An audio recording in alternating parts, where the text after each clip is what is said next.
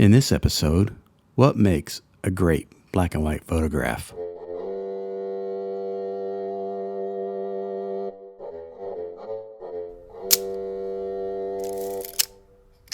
Hey everybody, Keith Dotson here, and in this episode we're going to talk about some elements that I think make a great black and white photograph.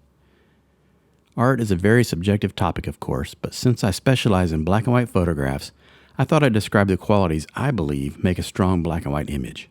For me, it comes down to 4 elements: emotion, unique artistic vision, story, and the print. Notice I didn't mention anything about focus, composition, the type of camera used to make the image.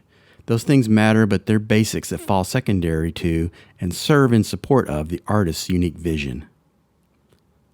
The first of my 4 elements to make a strong black and white photograph is emotion. I believe black and white photography is particularly well suited to portraying emotion in the subject, as well as provoking emotion in a viewer. One of the reasons I'm so passionate about the art of black and white photography is its combination of both raw power and subtlety, its grain and its texture, the way it cuts away superficial stuff and gets to the essence of the subject. I believe that while a color photograph may show us a more accurate reality, a black and white photograph shows us truth. Canadian photographer Ted Grant said it very well in his very famous quote, which you've probably seen in memes on the internet. But his quote says, "When you photograph people in color, you photograph their clothes. When you photograph people in black and white, you photograph their souls." Grant's statement applies to landscape photos as well, and yes, I believe landscapes often have a quote-unquote soul. Regardless of the subject, whether it's the face of a stranger on a city sidewalk in the 1950s, Chicago street photographs of the late Vivian Maier, or a lone tree on a snow-covered mountaintop in Japan in the landscapes of Michael Kenna, a great black and white photograph conveys emotion. My second prerequisite of a strong photograph is a unique artistic vision. The unique vision of the artist is what gives all art its true power. In photography, this involves many choices, not only of subject matter and themes, but also of lighting, equipment, and techniques. In the hands of an artist, a beautiful photograph may be too dark or too light, it may be too blurry or grainy, or it may be oddly composed. The photograph may be created in a wooden box camera on a glass plate negative using antique lenses, or it may be created in a pinhole box with no lens at all. It may be a digital file processed on a computer, or salt print processed the same way it would have been done 150 years ago. The process serves the vision of the artist and over time becomes a signature style. And Ansel Adams' landscape is unmistakable, just as a fashion photograph by Richard Avedon is uniquely his own. Could anyone not recognize a photograph by Diane Arbus, or Sally Mann, or Andy Warhol? I found that minimalist compositions often result in my most effective and evocative black and white images. A single blackbird in flight contrasted against a snow-covered field. A barren winter tree separated from the background by a dense, mysterious fog. A few droplets of dew slowly running down the thread of a spider silk on a damp morning. One of my most distinctive photographs features nothing more than an abstracted ripple pattern in a languid stream. Textures, light, and shadow, the amount of depth of field, contrast, and effective use of composition can all contribute to the vision of the photographer and in making a more powerful, unforgettable image.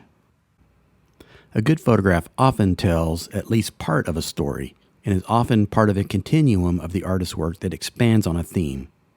Of course, this is unique to each photographer and connects directly back to their vision. For some, it might be family issues. For others, it might be exploration of a certain culture or subculture. For others, it might be nature. My work tends to include 2 running themes. 1, my belief that all art springs from nature, and that the natural world is an endless source of inspiration and beauty.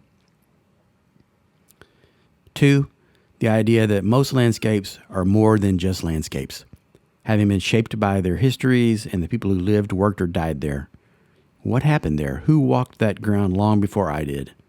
I can almost feel, literally, the presence of the people from the past trying to speak through my images sometimes.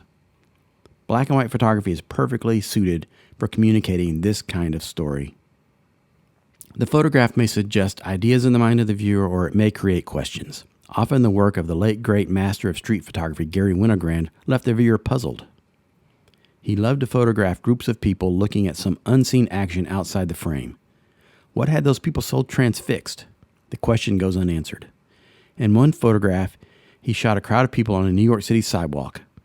A gap in the crowd reveals a young boy standing beside a puddle of blood.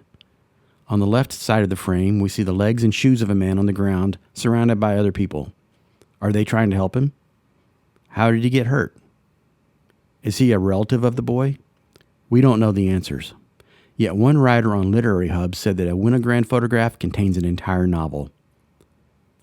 Finally, my last element of a great photograph, the final goal, for me at least, must be a great black and white print.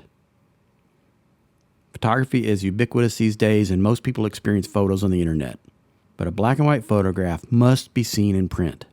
Prints come in a wide variety of formats, from pigment prints on watercolor paper or canvas to traditional silver gelatin photographic prints, even archaic processes like tintypes. But regardless of the format, a beautifully framed black and white photograph should take your breath away. It should pull your eyes like a magnet. It should serve as a conversation piece or an enhancement to the interior design of a collector. I receive amazing feedback from collectors who often say that my work has touched them in a profound or meaningful way. I love hearing that because I want to create photographs that move people, but I also want to create images that people are proud to frame and display in their homes or offices. That's how I know I've created a successful black and white photograph for myself. Those are my thoughts. What do you look for in a great photograph, whether it's black and white or color? To see some of my own black and white photographs, be sure to visit my website at keithdotson.com. Thanks for listening, everybody. I'll talk to you again real soon.